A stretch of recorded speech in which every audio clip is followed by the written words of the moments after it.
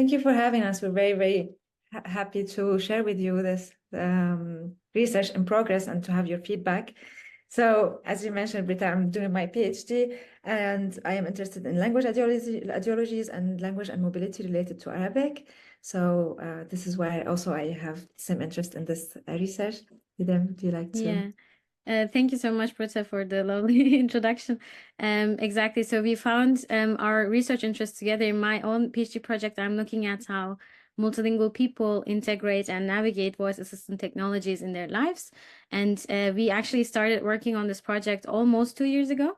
We started watching YouTube videos of people engaging with Arabic speaking voice assistants, and actually Britta suggested that we maybe also work on it together and analyze what is happening in this world of Arabic voice assistants. And so these practices of people actually sparked our interest, and it brought our research interests also together. So another motivation that we had was that there was no sociolinguistic studies investigating this, and the studies we could find were from computational linguistics or computational science that are interested in more like development of the technology. And we brought one literature review paper here that states several issues why Arabic is a challenging language for developing AI. First, they say that Arabic is an ambiguous language because a word can be interpreted differently based on the context, which we can surely say for every language. And secondly, they argue that language variation in Arabic is an issue for natural language processing, considering different dialects and regional language varieties.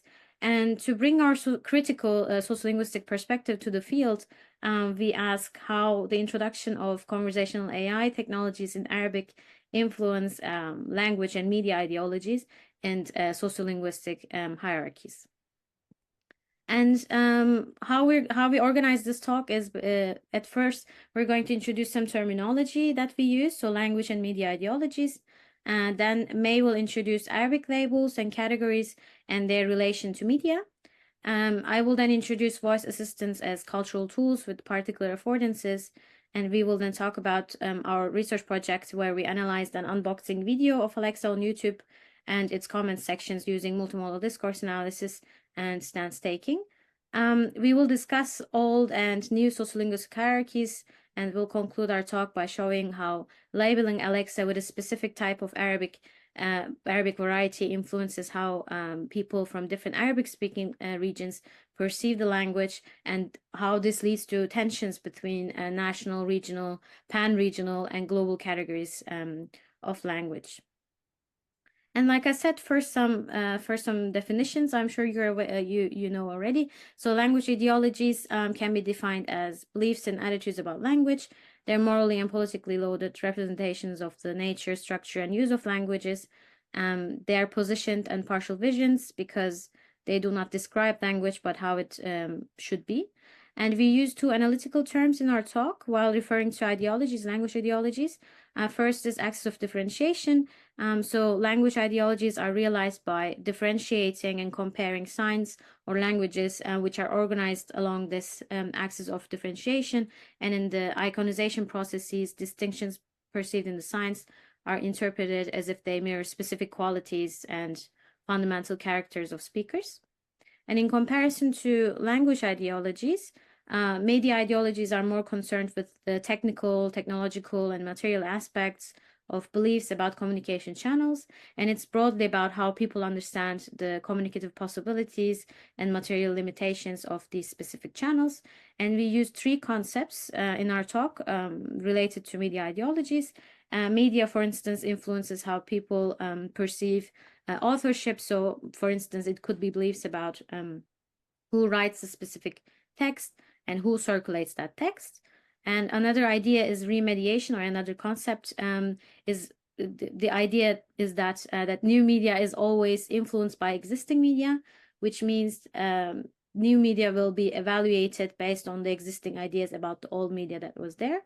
And under materiality and historicity, we look at technological determinism. So it's the common belief that it is media themselves that are driving the change. So, May. So I'll first introduce some of the Arabic categories that will be mentioned in the analyze.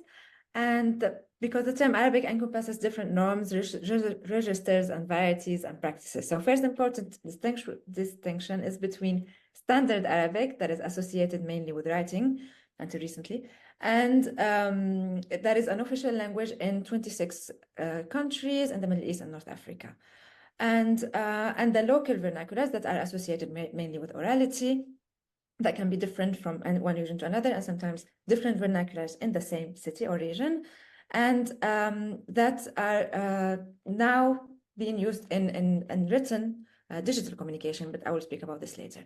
So scholars in sociolinguistics groups those vernaculars in groupings, regional groupings, 4 or 5, depending on the linguist, and of which Khaliji or Gulf, that we'll be speaking about today, related to Alexa. That means that it groups different vernaculars. And another important category are the imagined national. So it's important to note that no vernacular has been nationalized or became a national standard, but because with the media, the capital cities' vernaculars became iconized as national sometimes. So in this context, where Arabic use is used in different states, the diffusion and the prestige of Arabic repertoire depend less on language policies of the states and more on the cultural products and media. So I'll be exposing some of those tendencies and also in relation to sociolinguistic studies on language ideologies. So first, in the 30s, Egypt was a central cultural center and was even called the Hollywood of the East. So most of the movies and the music came from this industry from Egypt, and it was broadcasted in other Arabic-speaking regions, and even artists came from other regions, and they played Egyptian Cairan vernacular in the movies and in the songs. That means with those productions, the vernacular of Cairo was diffused in other countries. And then with the TVs, there was the emergence of mixed repertoires of Arabic, where, for example, news would be broadcasted in standard Arabic, and, for example, debates would be in mixed repertoire, vernaculars and standard, and cultural productions would be in vernacular and helped iconization of capital cities as national, as I mentioned before. So even in this context with the TV of states, the Egyptian cultural products were still aired in other states' TV. And this presence of Egyptian vernaculars was reflected in the studies that looked into accommodation between different Arabic speakers and in language ideologies. For example, in accommodation, I brought one study of Abu Mulhim 1991 that he noted Arabic speakers, when they are addressing Egyptian Arabic speakers, there's one-way accommodation. So the other would accommodate to Egyptians, and Egyptians would not accommodate to other Arabic speakers. And in language ideologies, there's a study of Brahim 2000 that looked on ideologies both related to Arabic by Moroccan speakers, and who have all ranked Egyptian to be the best Arabic compared to other varieties, including their own. Later, with satellite TV, so audience was exposed to more and more norms and forms. And so with growing popularity of East Mediterranean production and Gulf entertainment shows, and that replayed hierarchies. For example, in a study in 2015 that was done also with Moroccan Arabic speakers, the researcher Hashimi found that participants who judged Egyptian to be the best Arabic were over 50, where younger generations preferred Levant Eastern varieties, with Syrian ranked higher. The researcher explained that by the growing popularity of Syrian series, and most importantly, Turkish series that are dubbed by Syrian actors. Another place to look at, so there's also on satellite TV, the Pan-Arabic TV shows, especially talent shows, and they are an important place to look at practices and ideologies. So in the study also in 2013 that looked in Star Academy, the Arabic version of Star Academy, noted that Maghreb, North African speakers were accommodating to Eastern, and there are ideologies about purism and authenticity related to this. And it's also important to note that in the first Pan-Arabic TV shows, when when North African spoke their vernaculars, they were subtitled in standard Arabic. So this disappeared a few years after, and in the recent study that was done 2 years ago, looking at the voice, noted that participants from different regions used their own vernaculars with very little accommodation and achieved mutual comprehension. So that was to look really an overlook about the sociolinguistic studies. Something that really changed the Arabic practice and representations completely was the internet. So with the internet, vernaculars were written, became a written medium, especially on social media and blogs. And recent cultural productions, now 20 years later, will display creative mixing of repertoire, modern standard, classical, various Asian and African Arabic vernaculars, with repertoire with other languages, and also using two transcription systems, the Latin and the Arabic, sometimes even at the same time. So I took here screenshots of different rap songs that I like from different regions, and we can see how some are written in Arabic, some are written in Latin, and sometimes two transcription in the same phrase. So in face of those variant norms and practices, global companies that have released voice assistants in Arabic have had to choose a language model and describe limited repertoire of Arabic based on monolingual models and label this choice in a way that fits their marketing strategies. So Siri and Google Assistant, at the beginning, they chose standard Arabic. So the machines would produce standard Arabic. And it was the case in all conversational AI until Alexa was released in Arabic in end of 2021. And it was with what is said to be Gulf or Khaliji dialect. That means that the indicating the region where there's Saudi Arabia, Emirates, etc., where it was released. And this was the photo in the article that announced this release in Arabic, which is very telling about language ideologies also and marketing strategies of the company. So I'll let Didem explain more about conversational AI.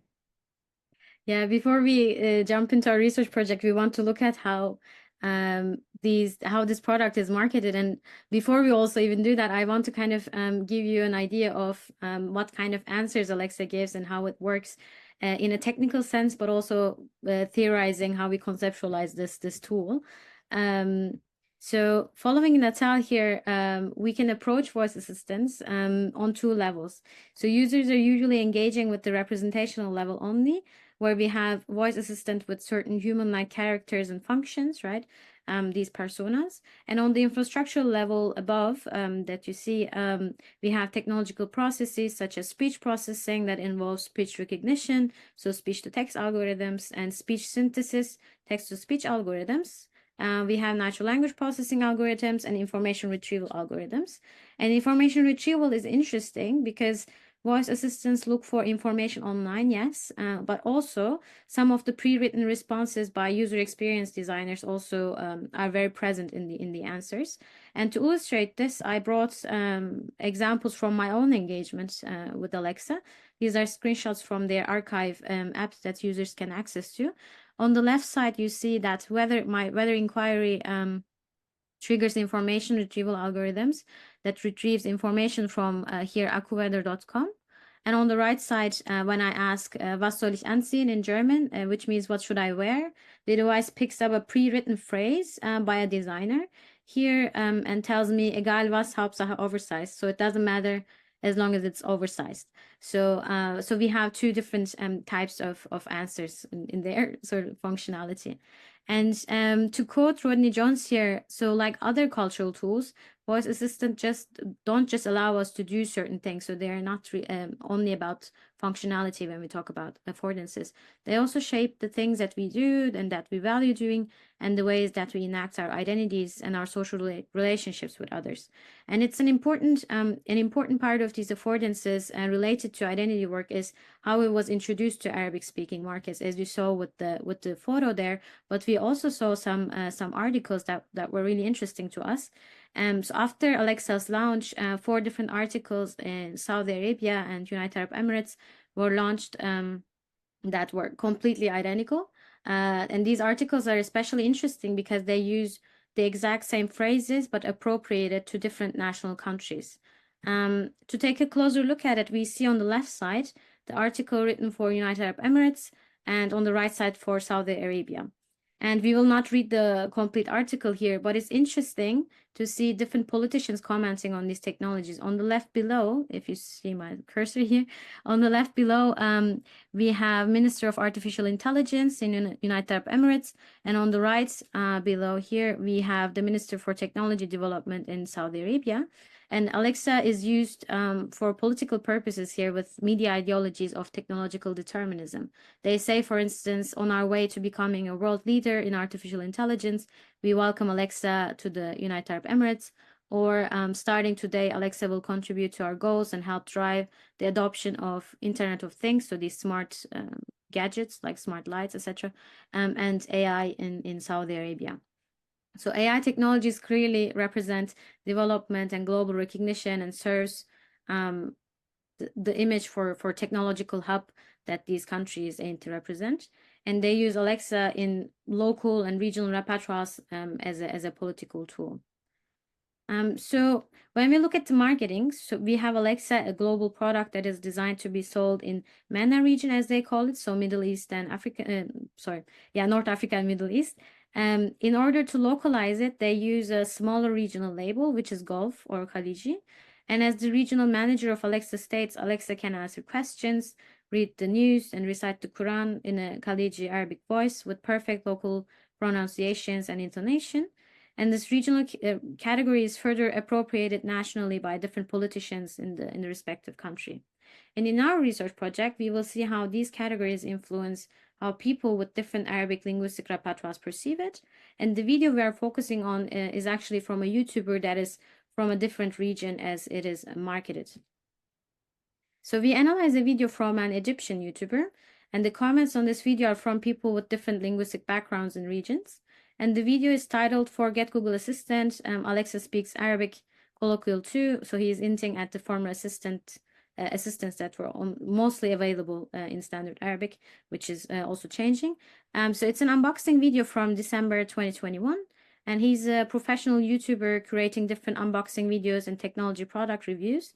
And we chose to study this video as it's the most popular unboxing video in Arabic in terms of view count and comment count. So specifically for in this project, we ask how Arabic-speaking YouTuber and commentators from different Asian and African countries position themselves towards Alexa's voice that indexes a specific regional category of Arabic. We use multimodal discourse analysis informed by translanguaging approaches to analyze the video. And we also make use of language and media ideological perspectives and stance taking to analyze ideologies in the video as well as in the comment section. And we're specifically interested in the indexicalization processes and reconstitution and reproduction of sociolinguistic hierarchies. So before we delve into small things that are happening in the video, so what is this video about? So basic unit of analysis for macro level organization in multimodal discourse analysis is called a phase. So it's a set of co-pattern semiotic selections that unfold in a consistent way, and it shows generally what happens in the video. And we could identify 5 macro phases. So first, the YouTuber sets the scene, beginning with an introduction informed by existing media ideologies that are used in designing the technology. So he uses here a screenshot from Star Trek on the left, where we have the captain that is in control of the ship. The captain symbolizes the user, and ship symbolizes Alexa. This phase is followed by his performance of unboxing, where he engages with the box very often. And that is followed by a short promo for his YouTube channel, which is quite short. And the longest phase is testing the device with different functions before he ends the video with his final remarks on the device. And as you see, the video mainly consists of 2 types of visual image. One of them is medium close shot of the YouTuber where he is cut off at the waist, and the other is a direct high shot of Alexa device. And for our analysis, we will focus on testing part of the video. And within the testing part, we have 2 different phases. First, we have a successful interaction with the device where he asks for weather and football. And in the second phase, he faces issues in playing music and suggests to use VPN. And we're going to show parts of these phases. First, we start with the successful interaction. We will look at language used by the YouTuber and language used by Alexa, and also look at how the YouTuber comments on Alexa's Arabic with a metalinguistic comments. Okay, so first to look at the repertoire that were employed by Alexa in this video. We see two types of repertoire. So the pre-written phrases by user experience writers. So in the beginning, when it opens, the first phrase is in standard, and it's very easy to identify standard is this because it's with inflections that is different from all the spoken varieties. So this was the first one, and then the other one, when it's about the weather, it used some repertoire from the Gulf that are common in the Gulf, so shared, like تبغي to say you want, or الحين to say now. I will discuss this also later. And especially it was clear in the intonation to give this Gulf impression, to say Joe instead of Joe in standard. But what's interesting also is that when it's information retrieval, it is in standard and it is written as a standard text because those inflections are not written. So it's something that the reader will read usually, so they are not written in the text. And so that means that text-to-speech algorithms are programmed to produce inflections. That means to read standard Arabic text.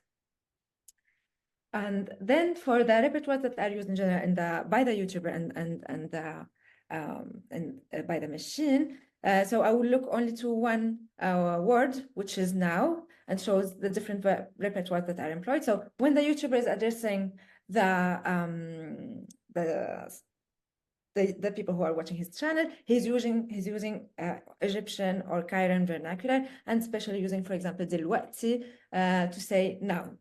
And then when addressing the machine, he would use الآن, which is standard to say now. And the pre-written phrase in Alexa, and the pre-written phrases in Alexa, the word الحين to say now is used. That is common in the Gulf. And then before looking into metalinguistic comments, we'll see that second, less successful phase of testing. So first, with the metalinguistic comments, we can see that in the first successful part, when he said kifaya to say stop or enough, which is, by the way, very standard very close to the standard kafa, that the comment was, she understands Egyptian. And then in the frustrating phase, when it was not working for availability issue and technical issues, the reaction was to say to the people who are seeing the video, you need to speak Khaliji, or you need to speak Gulf, maybe for it to work. And to sort of repair this, so he tries to explain that malfunctioning as a language issue, and to repair it, he uses hala as hi, as he considers Khaliji, to show that it works again, and makes a little dance, a Khaliji dance, by the way, because he's moving the head, and everything is back to normal. What's interesting for us was to see that the accommodation that he did to standard when he was addressing the machine was not commented, and also the fact that the machine read a standard text was not commented, and we see the same tendency in the comments. So for the comments, we also did this analysis in as a reaction first to the product that is marketed with this regional language category, but also to the YouTubers' performance in the video. And we did first an inductive thematic coding of the comments, so to see what people were talking about. And so as you see in this graphic, I don't know if you can read it, it's very small, but availability and accessibility questions here in the green, they were the most popular, as Alexa was only available in United Arab Emirates and Saudi Arabia at the moment this video was published. People were asking how to access this technology. And there were suggestions also made for using VPN connection for accessing Alexa outside of these countries. So for our purposes here, we focus on meta-language category. We are going to first introduce language ideologies related to existing ideologies in previous studies, and then emerging and new ideologies observed in this specific context. Okay, so one very common old, let's say, ideology is defending the standard language and the standard Arabic. So those two comments say that it would have been better if it was in standard Arabic. What is interesting for us is that they didn't note that the machine did use standard Arabic in most of the cases. And the fact that even in written language, they both used colloquial features of language, even in, although it's writing, and also shows the contrast between what people say and what people do. Another common ideology is to consider Maghreb, as I mentioned before, in the sociolinguistic studies, as marginalized compared to other varieties of Arabic. And here there are comments that say that the Maghreb varieties would be the last to be spoken by the machines. And yeah, did you? Yeah, one of the new and emerging ideologies is related here to the placement of Egyptian within the technology, as you can imagine. So here we see people reacting to the YouTuber as he titled his video as Alexa now speaks colloquial. And colloquial is expected here to be Egyptian from the commentators in this context. And they're surprised. Of course, they ask, are you bluffing us? It's Gulf, it's not Egyptian. Where's the colloquial? To one of which YouTuber actually also responds to.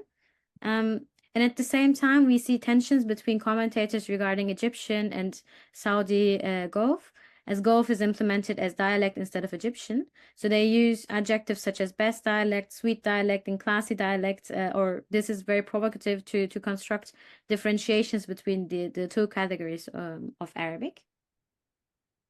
And regarding the tension between Egyptian and Saudi, we also observed that when commentators position themselves, they make use of Egyptian Arabic symbolic power that is related to media histories that May illustrated earlier. So they argue, for instance, that all countries of the Arab world speak and understand Egyptian, and that's why the technology should have incorporated Egyptian Arabic.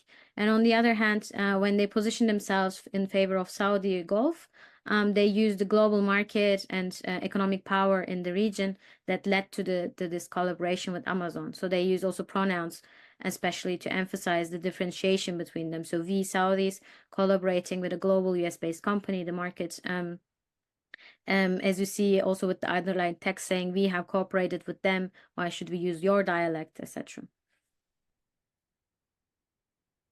Yeah. So also we see that the regional category that was used to be marketed in the entire region has been appropriated in the comments as national. So here we see between United Arab Emirates and Saudi Arabia, one of the examples, saying the voice is an Emirati girl, and another one who's replying to me, this is Saudi dialect, Emirati dialect is different. And they are disputing the ownership of Alexa's voice, not much using linguistic features or to highlighting some linguistic features, but more on some symbolic level. And another thing that was interesting is the comments that are mentioned in English. For example, this first one, for Egyptians who can buy Alexa, English language is easier than Gulf dialect. So first, this comment delegitimizes Gulf dialect using English. And what's interesting is that it's bringing also, again, the economic factor when speaking about Egyptians who can buy Alexa. That means also social class and language use in the comment. And another comment here, delegitimize Arabic using English and say, keep it in English, at least you can practice your English. Exactly. So to sum up the ideological positions here, we see creation of acts of differentiation on different levels. So on a national or state level, we observe differentiations made between Saudi and Emirati. On a regional level, we saw comparisons made between Gulf and Egyptian, as well as Western Arabics in Maghreb region and Eastern Arabics. On an encompassing pan-Arab level, we saw comparisons made between Standard Arabic and all colloquial Arabic variations. And lastly, on an international level, we saw differentiations made between Gulf and English, and more generally Arabic and English. So these different levels of national, regional, international labels also mirror the company marketing strategy. So it's a global product adapted for Middle East and North Africa region that is then marketed for Gulf, but then appropriated for national countries of Saudi and Emirati. So we found in the comments some of the old sociolinguistic hierarchies that we mentioned in the literature review before. So as Maghreb varieties as marginalized or inferior, defending standard Arabic, or mentioning the symbolic capital of Egyptian, but also the emergence of new sociolinguistic hierarchies, which is especially related to English. And if you want to know more about English and AI, I invite you to read Didem's article that was published in February in Multilingua. And we noticed here that English is used to delegitimize Arabic. And also the economic power of the Gulf market that enabled the implementation of a Gulf dialect in the technology was something that was mentioned clearly in the comments on metalinguistic comments. So we see how economic capital of Gulf countries is being converted into symbolic capital in this case. And also, even if there's regional category that is used by the company, that's still the national appropriation or the national language ideologies were still there and very present. Yeah, so to conclude our talk first, what we also discussed earlier. So Khalid, your Gulf dialect implementation is used by Amazon for profit reasons, with Gulf countries having the biggest economic power in the region. So considering the fact that English is spoken widely in United Arab Emirates, Gulf dialect is also chosen for identity work. So what type of Arabic Alexa receives is important for identity constructions because of beliefs about what this conversational AI represents.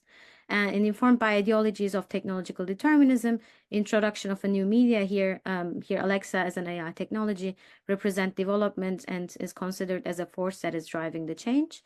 And the local and national labels are used then as political tools as well as marketing tools. Yeah, so it's important to look at this in relation to the Emiratis and Saudi, especially new political strategies to play a leading role in the Arabic-speaking region and more largely in the Islamic region, that's called, that focus on culture as a soft power. And so there was this marketing of being the heart of Arabic and Islamic world, but also using also technology and AI to show that they will be the future. So if you want to see more about this, I invite you to check Saudi Vision 2030 to see some of those interesting combination between traditional and AI. But what we found interesting in the comments and in the analysis also of the video is that the marketing of the voice assistant was translated into how users and viewers experience it. So people do not question the accuracy of labeling of this particular Arabic as Khaliji, Saudi, Emirati, etc. And that invites us to ask questions about, is there new norms are being created for Arabic in these technologies? And how does that change how Arabic is perceived and maybe used? Who is creating the norms and what are the logics behind, especially that we noticed a lot of market logic in the marketing and in the use. So yeah, this is a question that we would like to participate in asking, and we are very looking forward to your comments because also we're writing a paper, and so your comments and feedback will be very, very, very useful for us immediately. Thank you. Thank you. Thank you very much.